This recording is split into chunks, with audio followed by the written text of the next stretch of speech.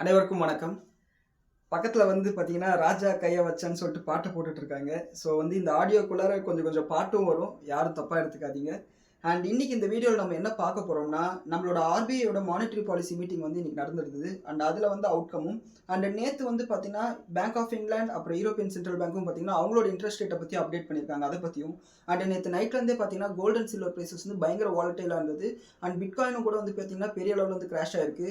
And பிட்காயினுக்கும் Epstein ஃபைல்ஸ்க்கும் ஒரு link இருக்குன்னு சொல்லிட்டு ஒரு நியூஸ் போயிட்டு இருக்கு.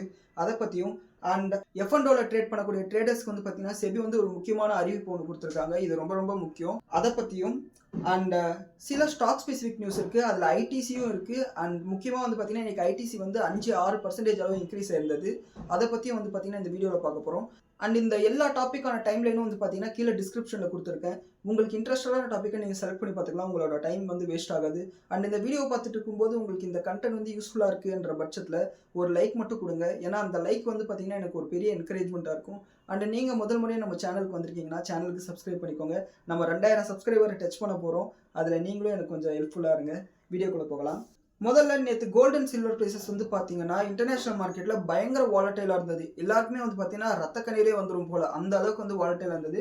கோல்டு பிரைசஸ் பார்த்தீங்கன்னா 4% அளவு இருந்தது. ஆனால் சில்வர் பிரைசஸ் 15-16% அளவு இருந்தது. சில்வர் பிரைசஸ் $74 இருந்து $64 போயிடுச்சு. அண்ட் இங்கிருந்து ரிகவர் ஆகி மறுபடியும் பார்த்தீங்கன்னா $75 இப்போ ட்ரேட் ஆகிட்டு இருக்கு. இந்த அளவுக்கு வாலடைலா இருந்துச்சுன்னா வாங்கி இன்வெஸ்ட் பண்ணி வச்சிருக்கவங்களுக்கு பிரச்சனை இல்லை. ஆனால் ட்ரேட் பண்றவங்க நிலைமை யோசிச்சு பாருங்க. ஸ்டாப் லாஸ் இடிக்கும், அவங்களுக்கு மார்ஜின் கால் வரும், எவ்வளோ பிரச்சனை இருக்கும்.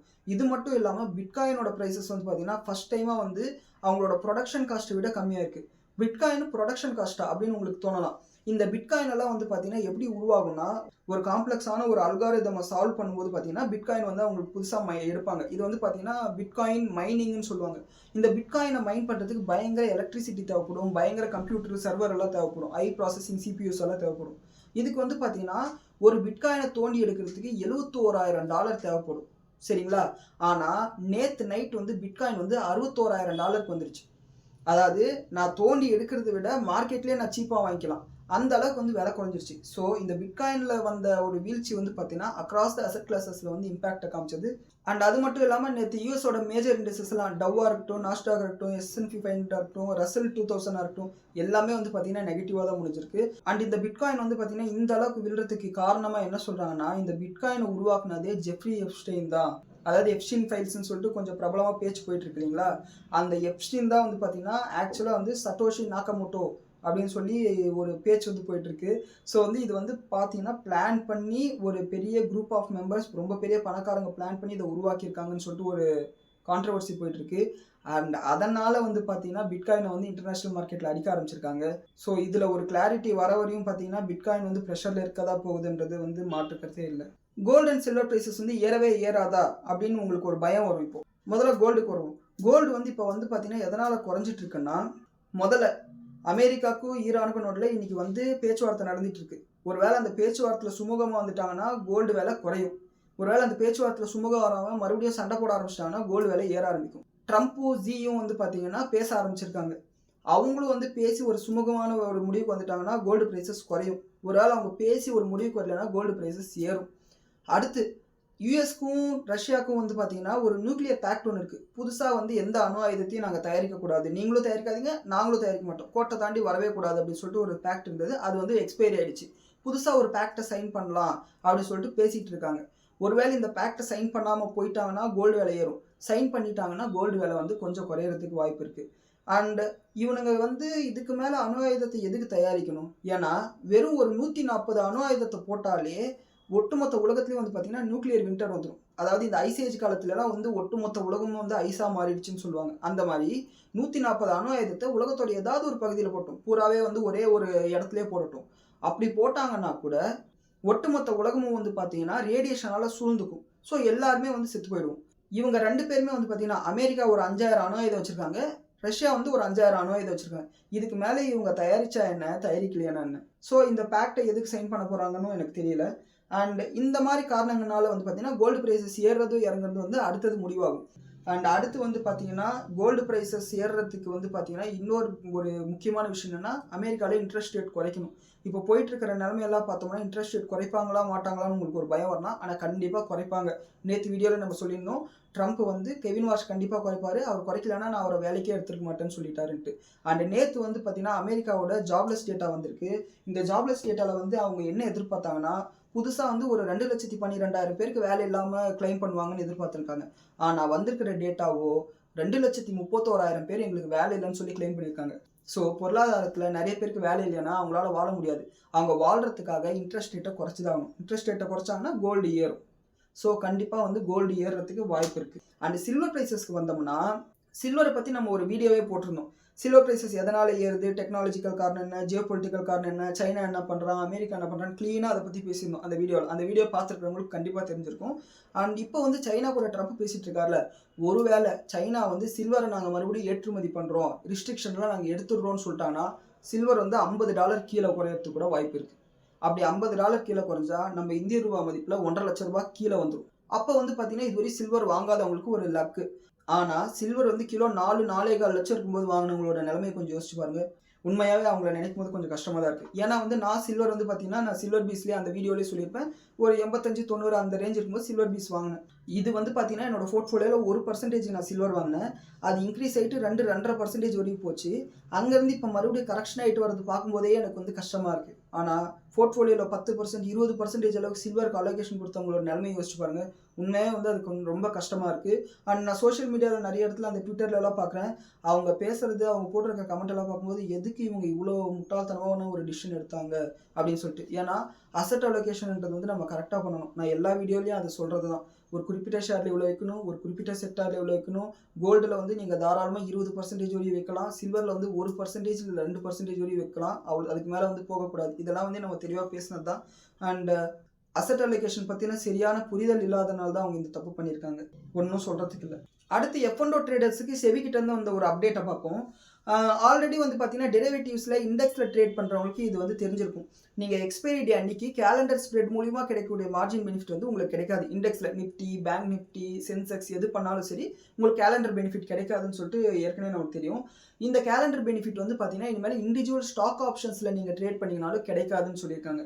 இந்த கேலண்டர்னா என்னன்னு சொல்லிட்டு F&Oவில் ட்ரேட் பண்ணுறவங்களுக்கு தெரியும். ஒருவேளை இப்போ பார்த்துட்டு இருக்கிறவங்களுக்கு வந்து இது தெரியலன்னா என்ன பண்ணுறது, அதுக்காக இந்த எக்ஸ்ப்ளனேஷன் கொடுக்குறேன். தெரிஞ்சவங்க இதை ஸ்கிப் பண்ணிட்டு அடுத்த டாபிக் போயிடலாம். உங்களுக்கு டைம் ஸ்டாம்பில் இருக்கும்.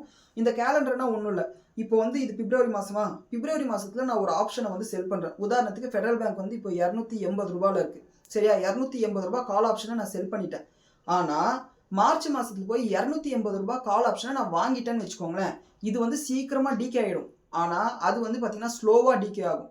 ஸோ இந்த பெனிஃபிட் வந்து பார்த்தீங்கன்னா இது வந்து பார்த்தீங்கன்னா கிட்டத்தட்ட வந்து இந்த மாதிரி இருக்கும் அதோட பே ஆஃப் கிராஃப். சரிங்களா, மார்க்கெட் ரொம்ப விழுந்தாலோ இல்லை மார்க்கெட் ரொம்ப எழுந்தாலோ வந்து பார்த்தீங்கன்னா நஷ்டம் வரதுக்கு வாய்ப்பு இருக்குது. ஸோ இந்த மாதிரி இருக்கிற பே ஆஃப் கிராஃப்னால வந்து பார்த்தீங்கன்னா ட்ரேடர்ஸ் வந்து இந்த ஸ்ட்ராட்டஜி யூஸ் பண்ணுவாங்க. இந்த பெனிஃபிட் வந்து பார்த்தீங்கன்னா எக்ஸ்பைரி டே அன்னைக்கு நாங்கள் எடுத்துடுவோம் அப்படின்னு சொல்லியிருக்காங்க. ஸோ இந்த பெனிஃபிட்டை எடுக்கிறதுனால எக்ஸ்பைரி டே அன்னைக்கு ஸ்டாக் ஆப்ஷன்ஸில் நீங்கள் வந்து பொசிஷன்ஸ் வச்சுருந்தீங்கன்னா கூடுதலாக மார்ஜினாக கொண்டு வர வேண்டியதாக இருக்கும். அண்ட் இது வந்து பார்த்தீங்கன்னா வர மே 5ஆம் தேதியிலேருந்து 2026 மே 5ஆம் தேதியிலேருந்து இம்ப்ளிமெண்ட் ஆகும்னு சொல்லியிருக்காங்க. இது வந்து பார்த்தீங்கன்னா ட்ரேடர்ஸ் நோட் பண்ணிக்கோங்க.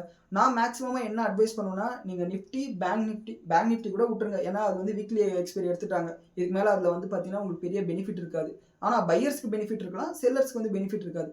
நிஃப்டி, சென்செக்ஸ் இது ரெண்டுத்துல மட்டும் ட்ரேட் பண்ணுங்க. இந்த மாதிரி ஸ்டாக் ஆப்ஷன்ஸ்ல ட்ரேட் பண்ணாதீங்க. காரணம் என்னன்னா ஷேர்ஸ் எல்லாம் வந்து பார்த்தீங்கன்னா ஒரே நாளில் 10% 20% வரையும் போகும். ஆனால் நிஃப்டி வந்து பார்த்தீங்கன்னா அமெரிக்காவுக்கும் இந்தியாவுக்கும் ட்ரேட் டீலே சைன் ஆனால் கூட 4% போயிட்டு மறுபடியும் 2% குறைஞ்சிடும்.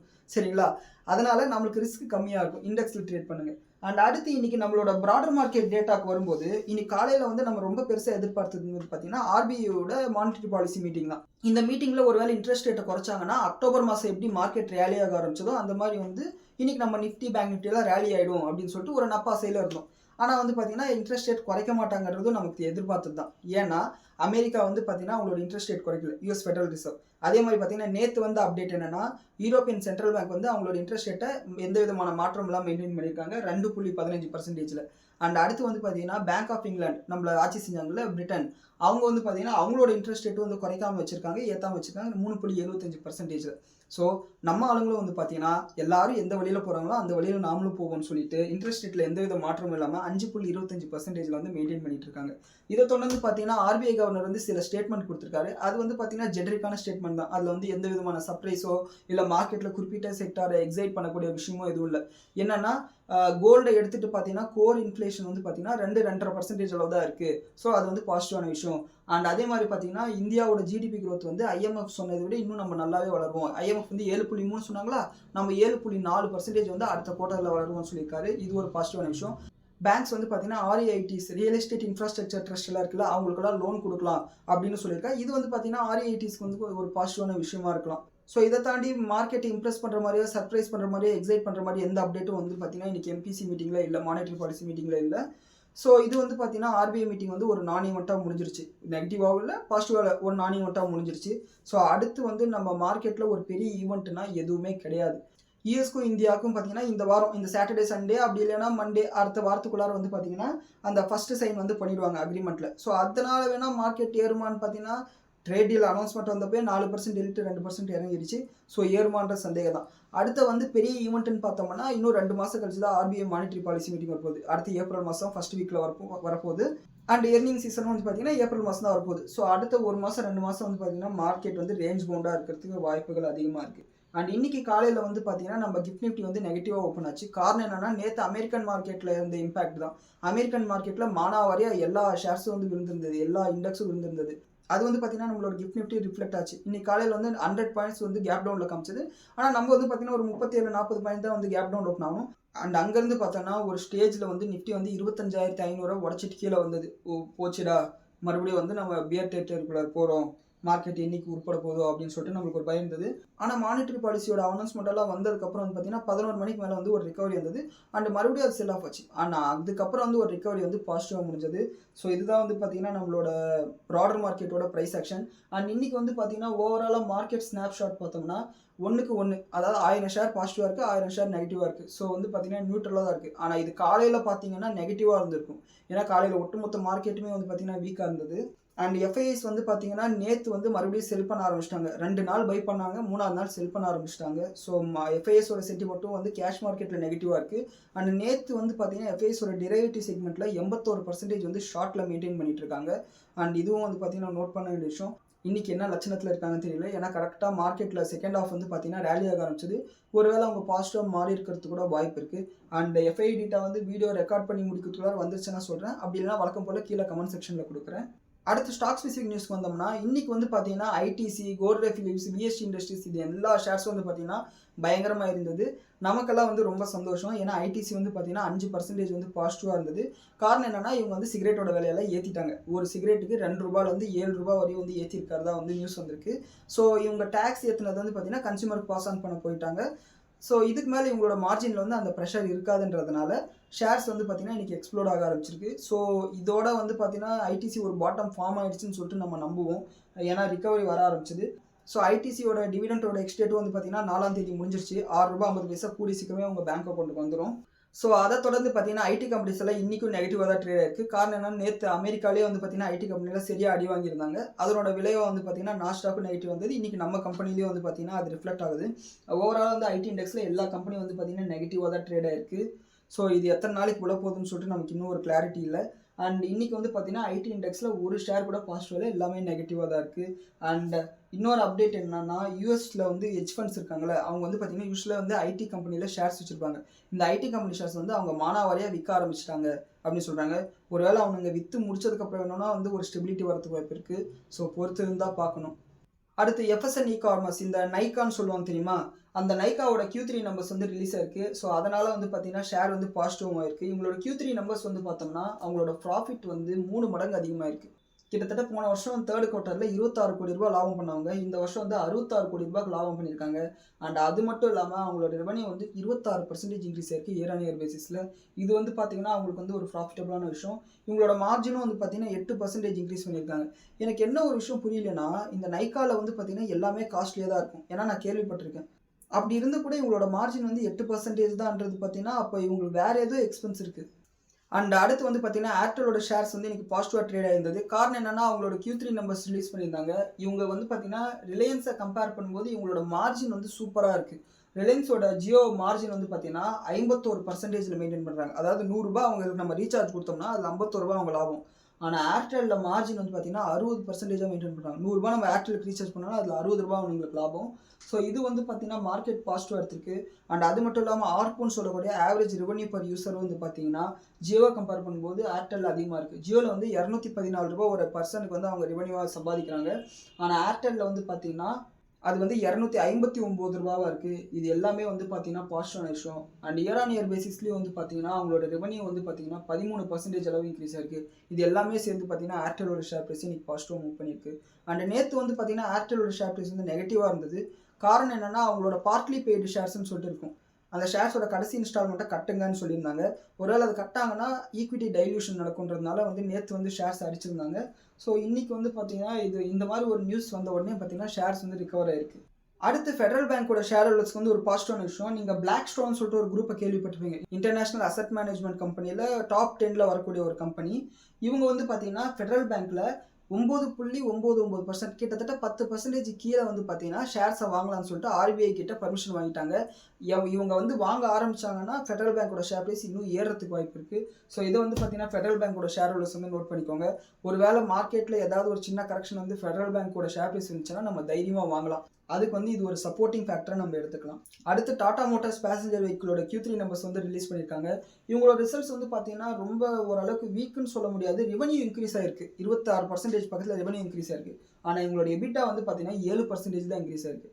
இதுக்கு காரணம் என்னன்னு பார்த்தீங்கன்னா அவங்களோட மார்ஜினில் வந்து பார்த்தீங்கன்னா ஒரு பெரிய டிப் இருக்குது. போன வருஷம் வந்து பார்த்தீங்கன்னா இதே குவார்ட்டரில் 5.3% வந்து இவங்களோட மார்ஜினாக இருந்தது. இந்த வருஷம் வந்து பார்த்தீங்கன்னா 4.5% தான் இருக்குது. ரொம்ப வீக்கான மார்ஜினாக இருக்குது. ஸோ ஏதாவது ஒரு அன்எக்ஸ்பெக்டட் எக்ஸ்பென்ஸ் வந்தால் கூட இவங்களுக்கு வந்து ஒரு பெரிய இம்பேக்ட் இருக்கிறதுக்கு வாய்ப்பு இருக்குது. இது வந்து ஷேர் ஹோல்டர்ஸ் நோட் பண்ணிக்கோங்க. ஸோ இந்த அளவுக்கு ஒரு வீக்கான Q3 நம்பர்ஸை கொடுத்தோடனே இன்னைக்கு ஷேர் வந்து கேப் டவுனில் ஓப்பன் ஆச்சு. ஆனால் நாலு இறுதியில் வந்து பார்த்தீங்கன்னா அந்த அளவுக்கு நெகட்டிவ் இல்லாமல் ஒரு 1% நெகட்டிவாக முடிஞ்சிருக்கு. அடுத்து ஹீரோ மோட்டார் கார்ப்போட Q3 நம்பர்ஸ் வந்திருக்கு. இவங்க பரவாயில்ல, ஓரளவுக்கு டீசெண்டான நம்பர் தான் கொடுத்துருக்காங்க. டாடா மோட்டார்ஸ் பேசஞ்சர் வெஹிக்கிளை கம்பேர் பண்ணும்போது இவங்க எவ்வளவோ பரவாயில்ல. ஏன்னா இவங்களோட ரெவன்யூ 20% க்ரோ ஆயிருக்கு. ஆனால் நெட் ப்ராஃபிட் வந்து 12% அளவு க்ரோ ஆயிருக்கு. அண்ட் மார்ஜினும் பார்த்தீங்கன்னா 14.7% அளவு மெயின்டைன் பண்ணுறாங்க. இது வந்து பார்த்தீங்கன்னா ஒரு நல்ல விஷயம். ஹீரோ மோட்டார் கார்ப் வந்து பார்த்தீங்கன்னா நல்ல டிவிடெண்ட் கொடுப்பாங்க.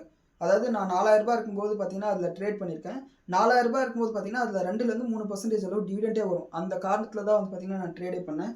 ஸோ இது வந்து பார்த்தீங்கன்னா ஹீரோ மோட்டார் கார்ப் ஷேர் ஹோல்டர்ஸ்க்கு பாசிட்டிவான நியூஸ். அண்ட் நம்ம பேசிட்டு இருக்கிற இந்த நேரம் வந்து பார்த்தீங்கன்னா FIDA டேட்டா வந்து இன்னும் ரிலீஸ் ஆகலை. ஸோ அது ரிலீஸ் ஆன உடனே பார்த்தீங்கன்னா கீழே கமெண்ட் செக்ஷனில் கொடுக்குறேன். ஒருவேளை வந்து பார்த்தீங்கன்னா இந்த சாட்டர்டே சண்டேக்குள்ளார அந்த ட்ரேட் அக்ரிமெண்ட் சைன் பண்ணுறேன்னு ஏதாவது சொன்னாங்கன்னா மண்டே வந்து மார்க்கெட் கேப் அப்பில் ஓப்பன் ஆகிறது கூட வாய்ப்பு இருக்குது.